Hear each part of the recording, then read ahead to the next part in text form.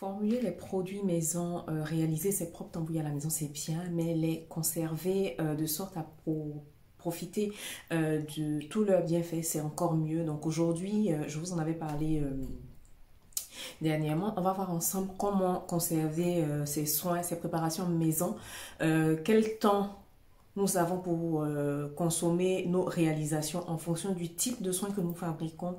Donc, installez-vous confortablement, prenez de quoi boire parce que la vidéo risque d'être un peu longue. Hey mes chéris, bienvenue à la Parazy Skincare. Donc aujourd'hui, vous êtes sur la chaîne d'Antifouet. Aujourd'hui, comme si d'habitude vous étiez sur la chaîne de quelqu'un d'autre. Non mais vraiment les intros là.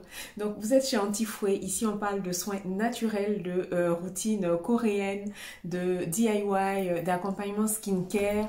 On parle aussi de soins faits sur mesure. Je réalise des tambouilles pour les personnes qui n'ont pas suffisamment de patience pour le faire ou qui n'ont tout simplement pas envie. Donc si tous ces services là vous intéressent, vous êtes au bon endroit. Et si vous passez par là pour la première fois, installez-vous confortablement. N'hésitez pas à vous abonner et à partager la vidéo si jamais elle vous plaît et si vous vous rendez compte qu'elle peut rendre service à quelqu'un. Alors, comme je l'ai dit en intro, on va voir aujourd'hui comment conserver ces réalisations naturelles, ces DIY à la maison. Donc, dans recettes naturelles, nous sommes d'accord qu'il n'y a pas d'agence chimique. La plupart du temps, les soins n'ont pas été transformés en laboratoire, parce qu'en laboratoire, quand même, ils ont des procédés très techniques, des conservateurs et tout qui vont venir permettre à nos soins d'avoir une durée de vie comme 6 mois, 3 mois, 18 mois, 12 mois, ça dépend du produit que vous choisissez ou du soin que c'est. Mais nous, on va parler aujourd'hui de tout ce qu'on fait à la maison, des petites recettes que je vous propose ici, des tambouilles qu'on fait, comment on les conserve, qu'est-ce qu'on peut prendre pour les conserver, parce que voilà, ça existe des ingrédients, des conservateurs naturels, pardon, donc c'est parti. On va voir avant toute chose, un premier point, combien de temps se conserve un soin selon sa composition tout simplement. Donc de manière générale, avant de commencer vos soins, il y a un minimum de précautions à prendre pour éviter la prolifération des bactéries, pour éviter que vos soins tournent, pour éviter qu'on ait des soucis. Donc la première précaution, c'est bien entendu d'avoir les mains propres. On ne le dira jamais assez dans tout ce que vous faites, que ce soit pour vos soins, que ce soit pour réaliser des tambouilles, les mains propres. Vous allez désinfecter toute la surface. Moi, en général, mes tambouilles, je les fais soit dans mon salon, soit dans ma cuisine. Mais je vais utiliser de l'alcool à 90 degrés que je vais pulvériser et que je vais utiliser pour désinfecter toute la surface avant de commencer à préparer mes soins. Ensuite, on va désinfecter tout le matériel qu'on utilise. Donc, que ce soit un fouet, que ce soit un bol que vous avez récupéré dans votre cuisine, tous ces ustensiles-là, vous allez les désinfecter. Ensuite, pour conserver ces soins, il vous faut un récipient qui se ferme de façon hermétique. Ça peut être un tupperware, ça peut être une petite boîte, un petit pot, mais c'est quelque chose qui doit pouvoir se fermer de façon hermétique pour ne pas laisser passer l'air.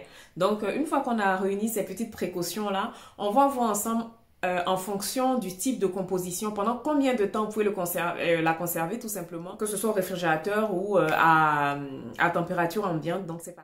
Alors, les soins qui vont se conserver pendant 24 heures à 2 jours grand maximum. Donc ça va être toutes les préparations que vous allez faire à base d'œufs, à base de lait, à base de yaourt. Je prends un exemple tout bête. Je vais faire un blanc d'œuf monté en neige très ferme que je vais mélanger avec une argile, de l'argile blanche par exemple. C'est tout à fait possible. Ce masque-là, je vais l'utiliser sur le champ ou le conserver grand maximum 48 heures au frais. Et moi, en général, ce que je fais, je vais encore rajouter de la vitamine E pour être sûr qu'il tienne, qu'il ne tourne. Ensuite, tout ce qui va être baume, chantilly, tout ce qui va être mélange gras composé d'huile, de cire avec un peu d'eau, on va pouvoir le conserver pendant 3 mois, grand maximum, à température ambiante, à condition d'avoir bien sûr respecté tout ce que je vous ai dit un peu plus haut, à savoir un bocal propre, réalisé dans des conditions optimum de la vitamine E. Déjà pour éviter que ça rancisse, si jamais, vous voyez quand vous faites des préparations avec de l'eau dedans, quand il n'y a pas de vitamine E, quand il n'y a pas de conservateur, ça moisit. Donc, la vitamine E va venir vous aider à éviter que ça rancisse.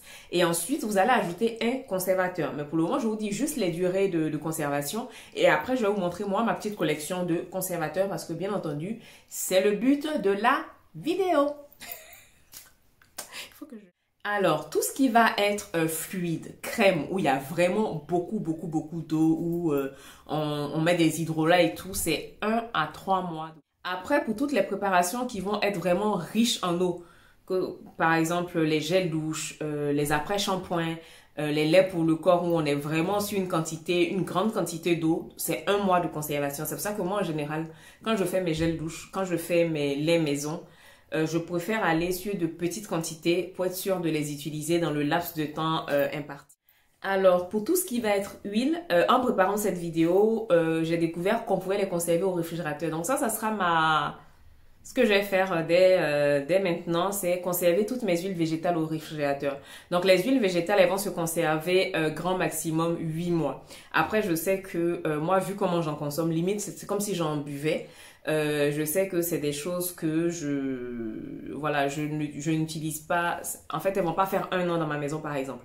Mes huiles, j'achète vraiment des choses dont j'ai besoin et que je sais que je vais utiliser tout le temps. Donc, vos huiles végétales, vous allez les conserver pendant 8 mois grand maximum. Et si vous voulez qu'elles soient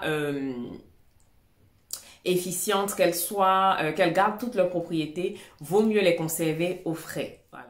Alors, celles qui se conservent le mieux, ce sont les huiles essentielles. Donc, elles ont une durée de conservation entre 5 et 10 ans, à condition de les stocker à l'abri de la lumière et de la chaleur. Après, pour tout ce qui va être huile essentielle d'agrumes, donc je vous parle d'huile essentielle de pamplemousse, d'orange, de bergamote, de citron. Par contre, elles, c'est entre 6 et 12 mois parce qu'une fois qu'elles sont ouvertes, si elles ne sont pas conservées au réfrigérateur, elles vont perdre leur propriété. Donc, il faut faire très attention aussi à ce niveau-là. On va voir ensemble maintenant quel type de conservateur moi j'utilise. Pour la plupart, c'est des conservateurs naturels. On est vraiment à fond sur le naturel. Alors, pour conserver mes soins, j'utilise dans un premier temps de la vitamine E. J'ai découvert aussi en faisant mes recherches pour cette vidéo que la vitamine C, donc l'acide ascorbique en poudre, pouvait aider à conserver les produits réalisés à base d'huile. Donc, tout ce qui va être vos baumes, vos huiles pour le corps, vous pouvez utiliser la vitamine C en poudre et la vitamine E pour les conserver. Donc, la vitamine E évite le rancissement des huiles et des beurres, comme je vous ai dit. Donc, si vous combinez la vitamine E à la vitamine C en poudre dans votre préparation, dans vos préparations, en plus de conserver la préparation, ça va lui donner des propriétés antioxydantes. Que veut le peuple? Alors, vous avez certaines huiles essentielles qui ont des propriétés conservatrices aussi. On a l'huile essentielle de petit grain bigaradier. Ça sent un peu comme... je sais qu'on l'utilise souvent pour quand on est anxieux, quand on fait des poussées d'angoisse et tout, des crises d'angoisse. Donc, cette huile-là peut nous servir de conservateur. On a l'huile essentielle de romarin, de carvi, de sauge. Donc, toutes ces 4 huiles essentielles-là, elles ont des propriétés antioxydantes. Donc, elles vont aider à conserver nos différents DIY. L'huile essentielle de romarin, par exemple, on l'utilise vraiment comme solution de conservation. Donc, on peut ajouter 2 gouttes pour 10 millilitres de votre produit fini. Donc, si vous avez, par exemple, une réalisation qui fait 100 millilitres, ça vous fait 20 gouttes d'huile essentielle de romarin pour conserver votre produit fini. Après, pour les femmes allaitantes et les femmes enceintes, on va vraiment faire très attention. Je vous invite à toujours lire, à toujours faire vos recherches avant d'utiliser un soin. Faites très attention pour les huiles essentielles quand on est enceinte et quand on est allaitante. Avec parcimonie et on lit vraiment lesquelles sont autorisées. Voilà. Alors, après le rancissement et l'oxydation, je pense que ce qui est les 2 ennemis de nos préparations maison, c'est les champignons et les bactéries. Donc, moi, je vais venir utiliser 3 solutions en général pour conserver mes préparations. Qui se promènent là? Jarod, je filme. Allez, file, je filme. Non, je filme. Tu reviens plus tard. Au revoir. Faut aller prendre un peu d'à manger. Oui, mais je dis que tu reviens plus tard. C'est pas encore l'heure du goûter. Votre chérie, là, il me fatigue. Bref, donc moi, pour conserver pour éviter les champignons, en premier, le tout premier que j'avais découvert, c'est ça. Lui, l'extrait de pépins de pamplemousse bio.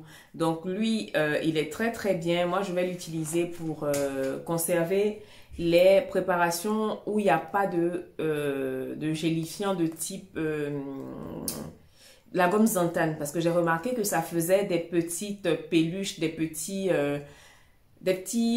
amas blancs qui sont pas très très bien, surtout quand vous voulez réaliser un lait pour le corps ou quoi, que vous mettez ça, s'il y a de la gomme Zantane pour épaissir votre solution, votre hydrolat ou quoi, en tout cas pour la partie aqueuse de votre lait, pas très bien avec la gomme Zantane. Je n'ai pas essayé avec d'autres épaississants gélifiants, donc voilà. Donc en premier, l'extrait de pépins de pamplemousse, voilà. Et il est très très bien aussi pour tout ce qui va être problème de femme. Vous savez, quand vous avez des mycoses, des champignons et tout. Donc ça, vous allez prendre 10 gouttes 3 fois par jour dans un verre ou un jus comment dire, de fruits. Et je peux vous dire que ça marchait très très utilisé en homéopathie. Et ensuite, en deux, moi j'ai le Cosgar. Donc c'est un fongicide. Fongicide, ça veut dire que ça traite les champignons. C'est un antibactérien. Donc c'est celui que j'utilise le plus souvent pour tout ce qui va être lait, pour comment on dit ça?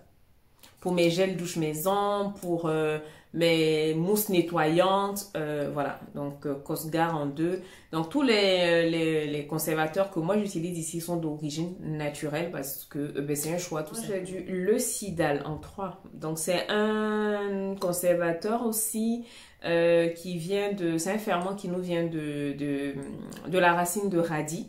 Donc c'est un antibactérien, c'est un fongicide aussi. Donc lui aussi, il est très très bien pour toutes les préparations qui vont contenir beaucoup d'eau. Ça aide à limiter la prolifération de bactéries, de champignons. Donc combiné à un bon antioxydant comme la vitamine E ou la vitamine C, ben, normalement votre soin devrait pouvoir tenir entre 1 mois et 3 mois de durée de vie. Donc c'est la fin de cette vidéo. Je suis contente de vous l'avoir faite quand même parce que c'est bien beau de réaliser ses soins à la maison. Donc si on peut mieux les conserver, c'est préférable. Donc mes conservateurs pour tout ce qui va être Cosgar et tout ça, moi je les achète chez Aromazone. Ma vitamine C, ma vitamine E, je vous ai dit où est-ce que je l'achète. Hein. Elle là c'est sur Amazon ou directement sur le site de Naissance. Et celle-là je la prends sur iHerb, mais j'ai trouvé une plus grande, donc j'attends de terminer celle-là et je vais commander l'autre. L'extrait de pépins de pamplemousse, je le prends en boutique bio ou sur une boutique bio en ligne tout simplement. Donc je vous remercie d'être là, je vous fais de gros bisous. Je suis vraiment contente de la nouvelle émulation qu'on réalise ici. Merci pour celles qui m'ont écrit pour prendre des renseignements sur les soins que je propose. Merci pour celles qui ont passé des commandes. 2021, là, c'est l'année du glow. C'est l'année où on va shiner. Donc, n'hésitez pas à me confier vos teintes. N'hésitez pas à me faire appel si vous avez besoin d'accompagnement, de routine. Chacun a son domaine. Hein. Quand vous vous rendez compte que vous êtes limité quelque part, que vous êtes arrivé au bout du bout, n'hésitez pas à demander de l'aide aux personnes qui peuvent vous l'apporter tout simplement. Donc, je vous fais de gros bisous et puis je vous dis à bientôt pour une nouvelle vidéo. Mouah.